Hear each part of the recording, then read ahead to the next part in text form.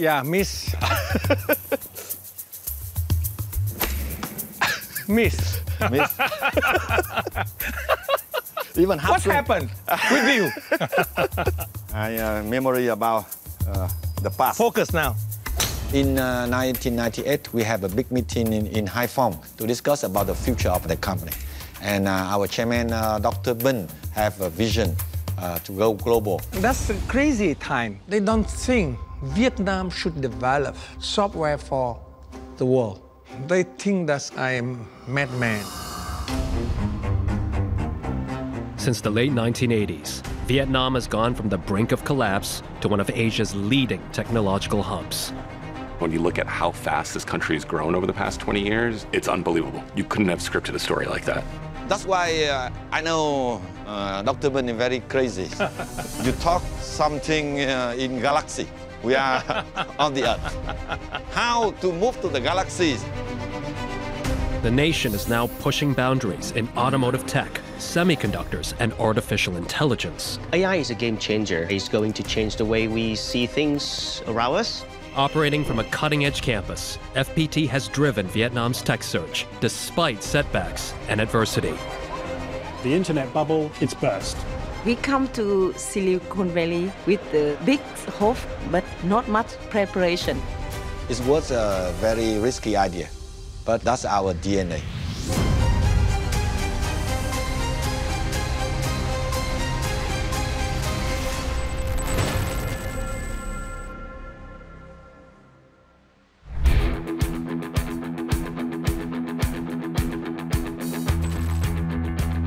Thriving, modern, and forging forward. This is Vietnam now. A country with an average growth of about 6%, a hub of innovation.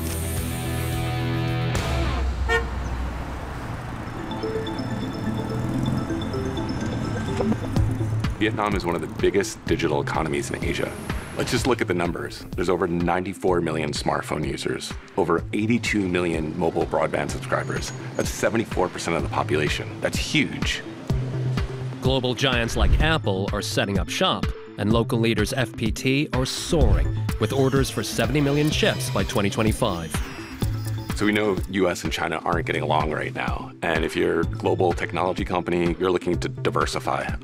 And Vietnam is the best place to do that in terms of quality of engineering talent, affordability, and then in a position here in Asia that's very easy to ship things anywhere across the globe. Today, a beacon of progress. But 50 years ago, this was a nation struggling to survive while mired in seemingly unending wars. We didn't have clean water, soap, clothing. Children were malnutritioned. Vietnam was one of the poorest countries in the world and was on the verge of a socio-economic collapse. With Vietnam in crisis, people seized any opportunity to travel abroad and make a living. As a student, we went from Vietnam to Russia. I get my PhD and I work for Academy of Science. We have good homes there in Moscow. We have enough food, enough electricity. We have travel, have bus, everything. If you compare the income in Moscow and in Hanoi, it should be 1,000 times difference. With hunger a daily reality, the government was faced with the seemingly impossible task of rebuilding a nation on the precipice of ruin. But it was at this time that Vietnam's entrepreneurial spirit began to take root. People were struggling to survive, and they decided to take matters into their own hands. Some people started to set up their shops, and shops started to pop up everywhere, even when the government did not allow private businesses. But they found these practices actually helping them improve the economic performance of the country. So the government started to adopt market reforms that culminated in the Đôi mới policy in 1986. With these economic restrictions lifted, people rushed to establish private businesses. At that time, my friend went to me and said, "Ben, please save my family Vietnam economy in disasters. We asked the ministers level directors of the National Institute of Scientific Progress to allow us to form a company. And he asked, what's the product we're going to produce? But we don't have any plan in mind. And he said, okay, food processing technology. And then I agree because I just need some company to help us to survive. This is our first home. It's situated within one of the most historical villas in Hanoi. And also at the same time, that's first FPT office.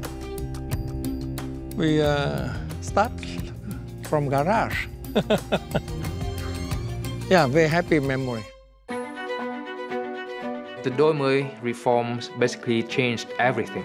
First, people's incomes improved significantly. The GDPs increased multiple times. When the U.S. decided to lift its embargo in 1994, the best way to ensure cooperation from Vietnam is to end the trade embargo. Trade and investment exploded, and with the normal trade ties came tourist technology transfers, more market access. Vietnam was able to open up even further, and the country had even more economic opportunities. A lot of technologies companies come because they know they will start operation in Vietnam very soon. People feel very excited. A lot of foreign delegation coming to seeking a business opportunity, and among those, that's IBM. Very important to FPT fate. By now, FPT had shifted their attention from food technology to just technology. However, the company and the country were feeling their way through the unknown. They needed a breakthrough, and that came with IBM. Before 1994, PC is a luxury item. At that time, I used to go to a computer center weekend to rent a computer for an hour to practice and to test my programming. That is the IBM PC 286. It's amazing. In Vietnam, IBM started to find the partners by calling to different offices. And they said, I have the broken IBM printers, help me. And they call a lot of companies, but they answer, no, I don't have this kind of service, so on and so on. But my one staff say, wait, for 10 minutes, I will come over to look. He don't know about IBM, he don't know about the IBM printers, but somehow fix. And by this attitude, IBM selects FPT as a very first partner in Vietnam. The company grew fast, sealing more deals with the likes of HP and Compaq. And then we the #1 computer company in Vietnam. We were happy because that's our strategy to reach a success. We have a new way to survive. Everything looked rosy. The Vietnamese economy was booming, and FPT's gamble on technology was paying off in a big way. But when their American partners encountered unexpected turbulence, Dr. Bin grew extremely concerned. I was surprised. Why IBM lose money? And then I asked the country manager. He explained, when you stay long time in the top, you go down. And I worry. FPT ready on the top. And in order to avoid collapse, we decide to take more challenge and to go global. In 1998, we have a big meeting in Haiphong to discuss about the future of FPT. And our chairman, Dr. Bin, have a vision to go global or die.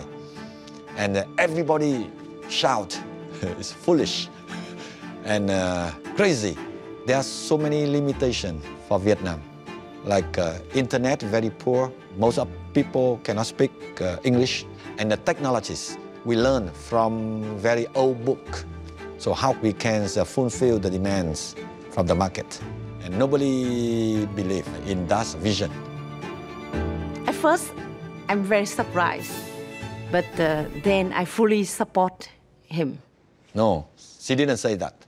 It's not important what I said. Fraught with uncertainty, FPT decided to open up shop in the US, an expansion kicking off just as a global crisis was about to shake the tech industry to its core. Vietnam had avoided disaster and secured vital foreign capital.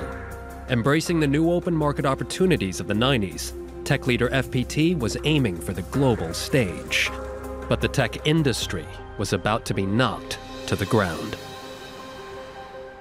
Towards the end of the 90s, growth in internet companies was at an all-time high. So with all this excitement of new technology, a lot of companies were going public, listing on stock markets, and then you had a flood of investors coming in. The NASDAQ market this year has enjoyed phenomenal success, a great return for investors because it's so heavily weighted toward technology stocks and the internet stocks. Many of these companies weren't even profitable. It was just the promise of the future. Around the same time, the US Fed actually increased interest rates. So what this meant was it was a lot more expensive for businesses to borrow money.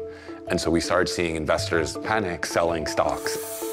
So dot-com companies that were worth hundreds of millions of dollars became worthless in a matter of months. The situation was so bad. It was very difficult time for FPT Software because we just started with the business. Basically, there's no jobs, few projects, few thousand US dollars, and it doesn't make sense to continue a business in the US. FPT's global strategy was over before it even began. Their next move needed to be a smart one, so they turned their attention a little closer to home. After we failed in the US, the global strategy was almost canceled. Nobody believed in that vision. People say, don't lose money on the mission impossible. Vietnam and Japan share so many similarities. We look like them, we behave like them, we're sharing the same religions. The Japanese people are more like patient than the US, and if our global strategy can work anywhere, it would work in Japan. We started visit to Japan in 2001, but not easy to find a job. So when we have a meeting with a big company like Hitachi, it's make or break. Because until that day, Japan market bring no money for FPT Software. We really need this job. So with their plans for global expansion hinging on their success in Japan, a young team sat down for the most important meeting of their lives. During the meeting with Hitachi, we introduced about Vietnam, about FPT, about our strategy to work for Japan market. At the end of presentation, normally the people will ask a lot of questions, or at least they wake up. But in the case of Hitachi, no reaction. It was not a good sign for us.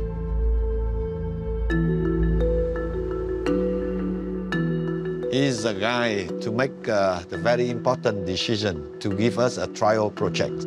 After presentation, nobody asked any question. But during the dinner, very surprised, he decided to give us a trial. 10 years later, I asked him what the main reason he decided to partner with FPT. He said that because he see the teamwork, he see the spirit from a young team. With their first Japanese deal secured, FPT laid the foundation for expansion into the Far East and beyond, rapidly growing to over 30 markets. Yet, success revealed a deeper issue in Vietnam, one that demanded urgent attention.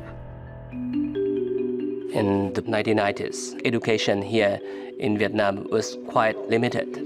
We opened the new office in Japan, but we faced a big problem. It's really difficult to recruit new people, so it's critical that we have to focus on the IT trainings and IT resources.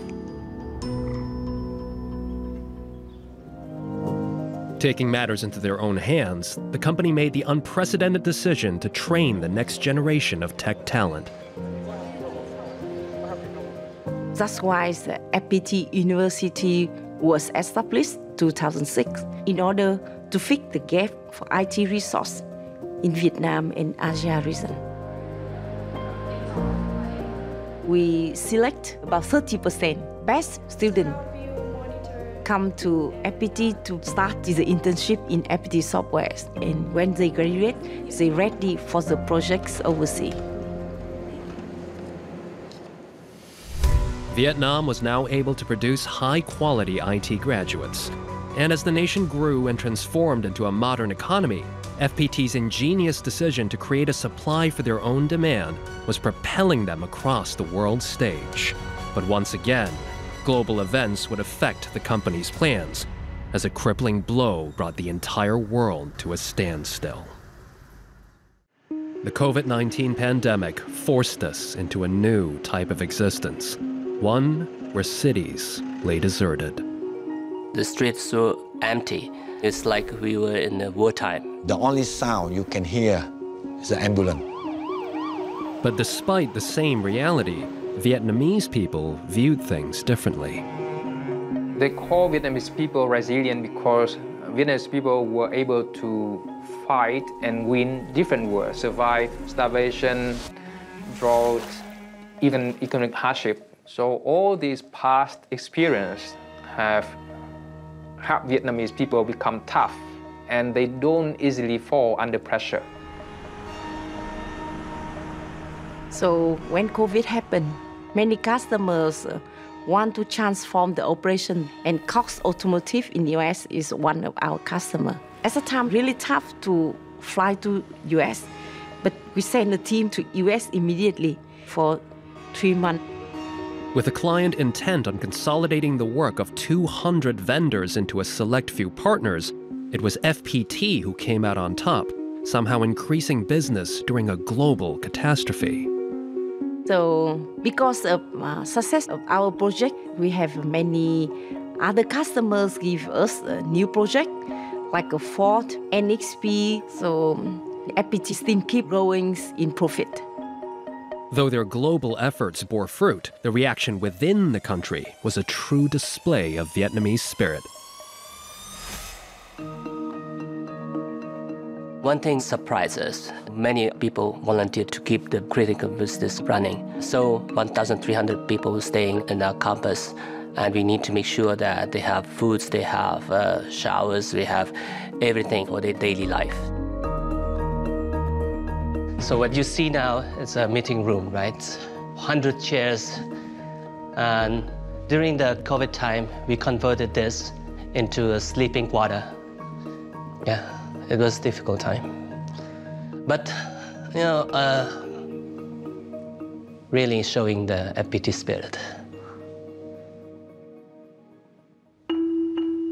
FPT channeled Vietnamese resilience, finding opportunity where others saw problems. Central to this is their ability to innovate, something that's come to the forefront in recent years. This is Vision AI, and imagine we are in a factory floor, and in this conveyor belt, there's products that has defect, and there are products that has no defect. It can just take a picture of the product. If you can see the red box, it shows that this product has some defect on it and save millions of dollars because we catch it before it comes out to the market.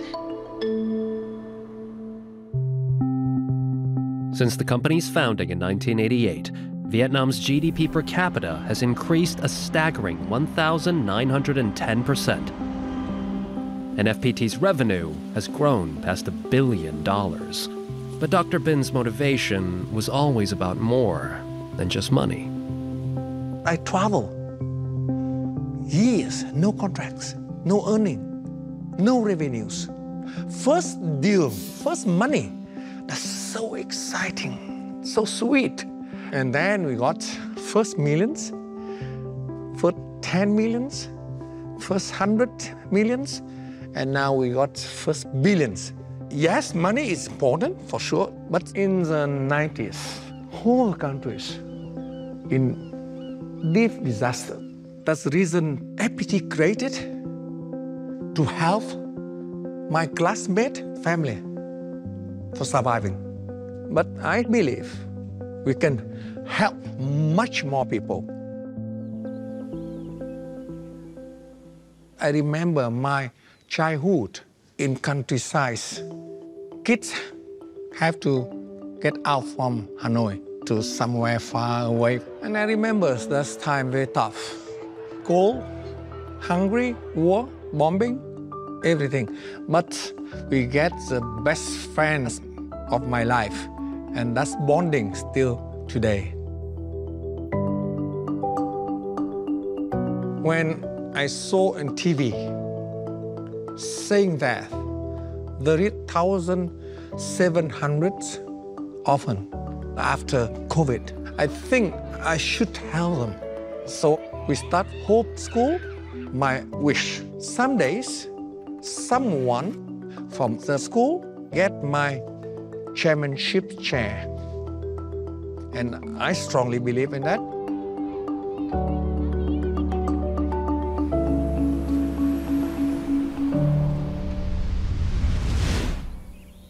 As our world approaches a new technological revolution, Vietnam finds itself in a perfect position to spearhead this new era. FPT's next big push in AI, in automotive, and semiconductor. Semiconductors will play a very important role for AIs in the future. So we try to leverage both. The world is constantly changing, and you need to use tech to stay ahead. Here in Vietnam, it's companies like FPT that are actually driving that charge and putting the country on the map. Vietnam got ready 1 million of IT engineers, and half of those are software developers. That is a huge resource. If we convert those on semiconductors, on AI, and then Vietnam should not only provide service to Vietnam itself, but also the world.